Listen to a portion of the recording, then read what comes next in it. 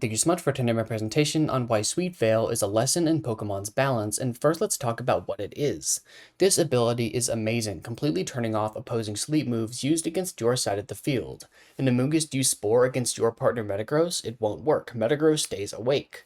Immediately, this looks absolutely amazing. Sleep is great in VGC, putting something out of commission for at least one turn and potentially up to 3. There just isn't anything like it in Pokemon, at least nothing that you can consistently use. Plus, it gets a ton of usage.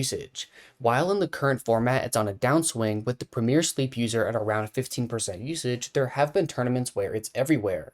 For example, at the Portland Regionals last year, either Amoonguss or Brute Bonnet was on every single team in top 8. That's a bit of an outlier, of course, but suffice it to say that Sleep has a long history of dominance in BGC.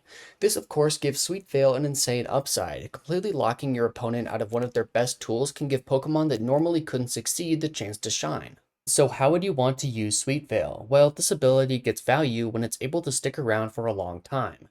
Thus, it would be best on Pokemon that have the tools to consistently stay on the field. It doesn't matter how good the ability is if the user just faints in one attack.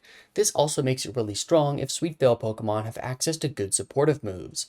These kinds of Pokemon can be really strong, but if you aren't able to actually do anything once you get on the field, then who cares? You're just dead weight.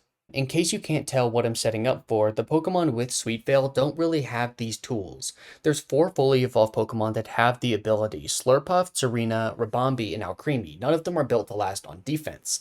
Serena has the best defensive profile of the bunch with a Mono Grass typing and 72, 98, 98 defenses, which isn't great. In a format with any reasonable power, it's getting knocked out very quickly, especially since it's slow. But arguably even worse is that they don't have viable supportive options. The only consistent status move that matters across all of them is Slurpuff's Yawn, which is pretty weird in its own right. A few of them have somewhat okay options, such as Serena's Taunt or Alcremie's Encore, but aren't exactly great users of them. Alcremie is probably your best bet for this ability, having access to the offensively amazing Decorate, but even then you're probably better off running its other ability, Aroma Veil, to block Taunt and Encore. This whole problem is made worse by the fact that the best sleep user is a poison type. Sludge Bomb hits all of these for super effective damage, and they all also struggle to deal reasonable damage back.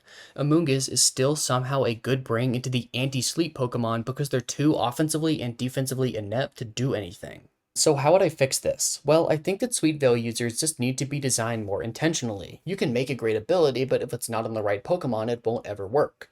Ribombee specifically is actually pretty close. Sure, it's frail, but everything else actually looks decent. It's fast, which is a big deal for a supportive threat, and its typing lets it chunk a bunch of important stuff, such as secondary sleep user Brute Bonnet. It just doesn't have great supportive options. Personally, I'd love to see it get redirection and Rage Powder. There aren't many redirectors that can keep its partner safe from Amoonguss for long periods of time, as it ignores Rage Powder and just puts Follow Me users to sleep. Ribombee could do that while keeping an item like Focus Sash. If you wanted to help it more, you could give it a consistent status move like Thunder Wave or God forbid Sleep Powder, but I don't even know if it would need it. All I want is for a Sweet Veil Pokemon to be somewhat viable, and this would probably do that. Not the next Incineroar or anything, but maybe the next Garganacl. Of course though, the best thing Game Freak could do is put the ability on something that's made for it. Solid defenses, a solid supportive move pool, and a solid typing would all go a long way. In conclusion, Sweet Veil is a cool ability that's only on Pokemon that can't take good advantage of it. They're all just too frail and don't get good enough moves. However, with just a few changes, they could reasonably be a part of the meta, and I for one hope they do just that. Thank you so much for watching.